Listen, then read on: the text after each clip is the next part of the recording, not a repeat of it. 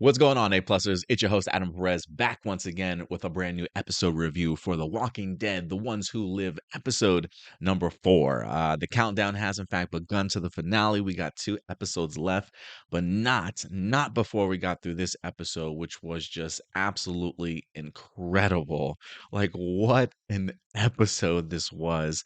This episode actually was written by Denai Guerrero herself.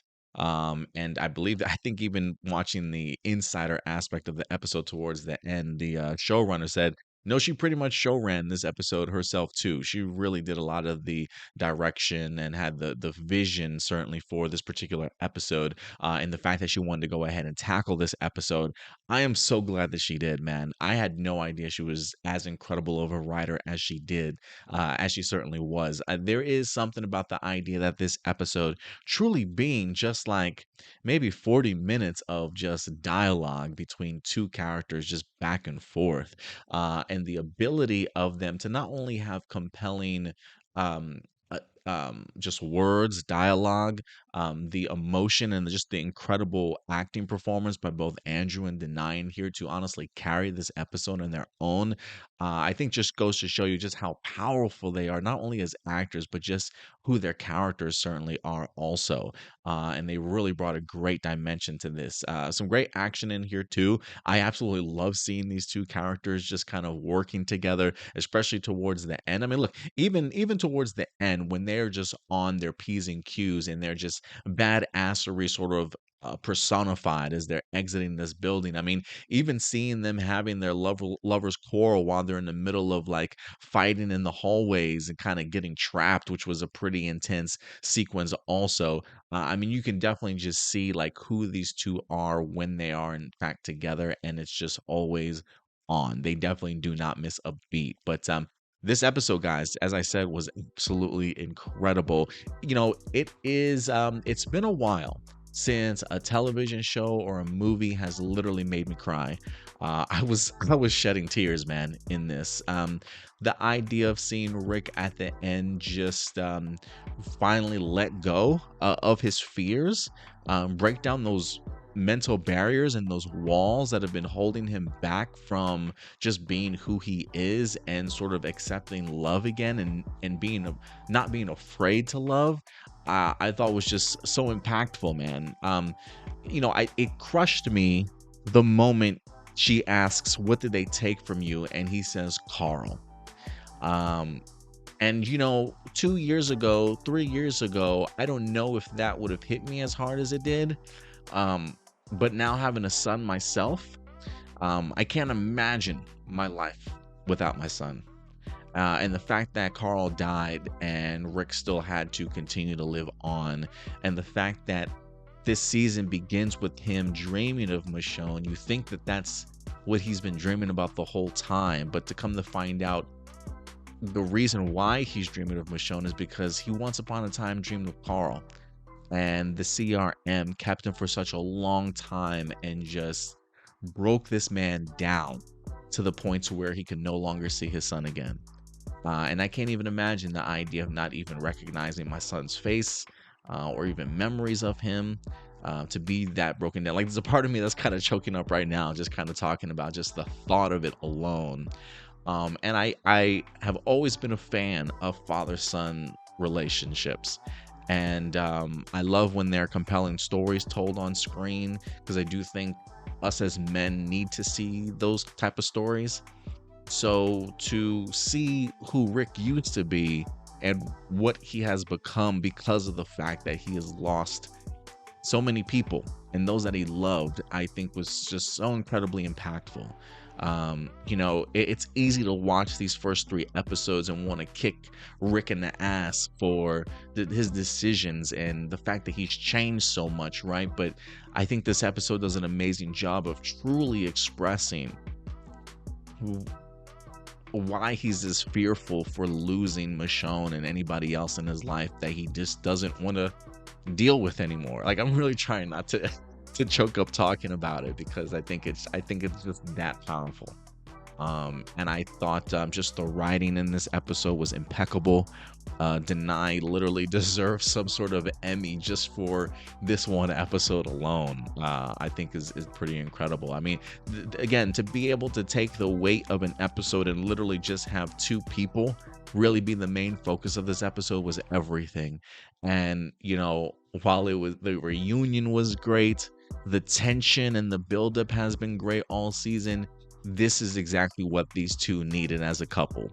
The sort of come to Jesus moment, right? Like the lovers quarrel sort of thing, in the sense of just getting everything out of the way, experiencing each other's truths, having some hard truths, to stop the line and the hiding behind some of your fears, and just getting it all out of there. And I mean, it is one of those things where it's like, yeah, this is sort of bound to happen.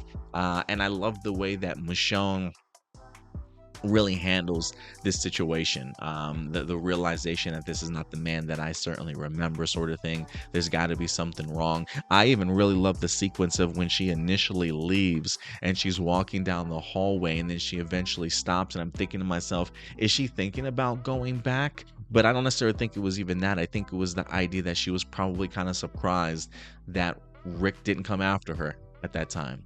The fact that it took him so long to kind of open that door, I think she was thinking like, why isn't he here? Like, have I really lost this man to the point to where he's not even gonna come after me, sort of thing? And she eventually just winds up leaving. But we do see that Rick eventually leaves, and it is one of those things where like Andrew Lincoln just has great subtleties about his performance in here, sort of like the jittery hands, the quivering lip, the the panting, or like the little breathing here or there, like he's kind of losing a piece of himself, sort of thing, right? Like his body wants to move but he's trying to not go, right? Like you can hear the trinkets in his head certainly moving around. You can almost feel the beating of his heart trying to figure out if this is the decision that he should do. Like he can't let this woman kind of leave his side. I mean, Andrew Lincoln just absolutely killed it as Rick in here. And to be able to see just these two character arcs and journey just in this one episode of lovers who are clearly at odds, the idea of having to cut through the bullshit and like one sort of step at a time, different levels of acceptance that both of these characters kind of go through, to get to the end result of what I thought was a great sequence of, despite the building coming down around them, sort of that moment where we have to make a decision as to what's going to happen here. And I absolutely loved it. I really did. I did laugh a little bit at the sex scene in here, just a sense of like, look, bro, you're just gonna have to ravish this woman. Like at the end of a really terrible conversation, a bad back and forth, like sometimes you just need to take that anger and you just put it on her, Rick. You know what I'm saying? Like you just need to dish it out. And just have that makeup sex, if you will, right? Like that rough makeup sex. Clearly that's certainly not what happened, but that's what I was certainly thinking was gonna happen. But look, it definitely got that rush of love he was feeling, right? I mean, homeboy was like, oh my god, I haven't felt these emotions in such a long time. Like homeboy literally looked, he was about to faint with Michonne on top of him. You know what I'm saying? So he definitely quickly remember like, oh, this is what I fell in love with. This is what I'm alive for, type of mentality. So look, it definitely, while he was still trying to say, look, I need to go back to the CRM, make no mistake, that love making kind of softened his heart just a little bit. You know what I'm saying? Just a little bit. But I thought it was just a beautiful story, man. Just an absolutely beautiful story in this episode. Again, great action. But look, it ends in a happy ending. And at the end of the day, like I was honestly expecting something terrible to either happen at the end of this episode, or they were going to bump into somebody at the end of this episode. I was thinking they were going to drive off into this car and another helicopter was going to like land right in front of them, sort of thing, to kind of set up the next episode. But they really left this on sort of a happy ending. And to be able to see Andrew and Denai just as Rick and Michonne sort of like back in their prime on the same page again was was just really fun. It just felt like they were two like high school lovers once again. Like they reignited sort of that passion that they had, like the little subtleties of like them being in the elevator going down, and before the doors close, Michonne pulls him in for a kiss, right? The idea of her having to climb over him in the car, and just to get over to the driver's seat, and they still like can't keep their hands off each other, sort of thing, right? It just feels like two lovebirds for the first time that just fell in love all over again. So I thought that was pretty fun. And look, as somebody that can't drive a stick shift myself, I honestly thought that was a hilarious scene, because I just picture me and my girlfriend like getting in the car, looking at the stick shift, and like, yeah, babe, I think you're gonna have to drive on this one. So it definitely reminded me of me and my girlfriend there for a minute, for sure.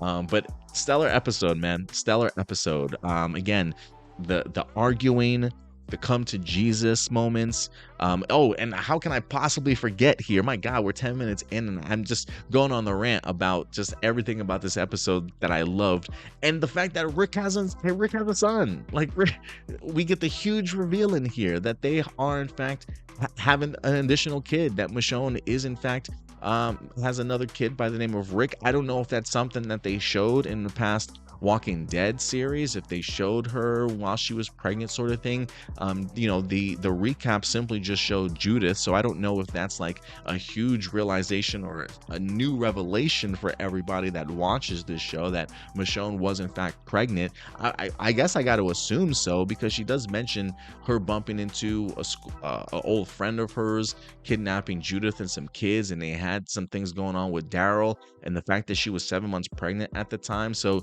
did they show that on The Walking Dead? I have personally no idea.